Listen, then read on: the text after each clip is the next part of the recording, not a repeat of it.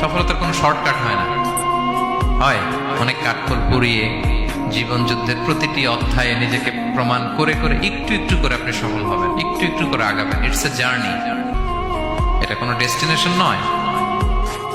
এবং সফল হওয়ার পথ পরিক্রমায় কোনো লিফট নেই, সিঁড়ি বেয়ে উপরে উঠতে হয়। কি বেয়ে?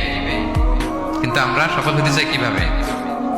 ডাইরেক্ট 100 তলায় আমি সফল, উপরে সবার উপরে আমি, এইভাবে চাই সফলতাটা।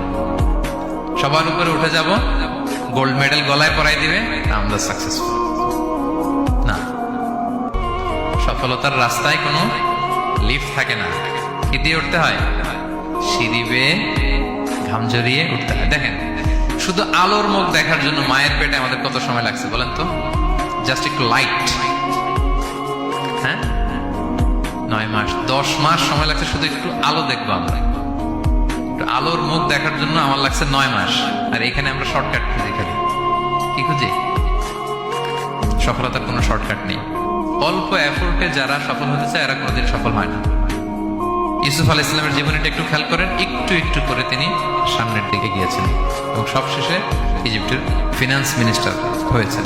এজন্য ধৈর্য ধারণ করতে হবে, নিজের সর্বোচ্চটুকু উজাড় করে দিয়ে আপনার রোলটা আপনি প্লে করবেন, এরপর আল্লাহ তাআলার উপর ভরসা রাখবেন। কিন্তু অনেক চেষ্টার পরেও যদি কাঙ্ক্ষিত সফলতা না পান, হতাশ হওয়ার কিছু নাই। কারণ বিশ্বাসীর সফলতা শুধু দুনিয়াতে না, বিশ্বাসীদের সফলতা আখিরাত পর্যন্ত বিস্তৃত। ওইটা আসল সফলতা।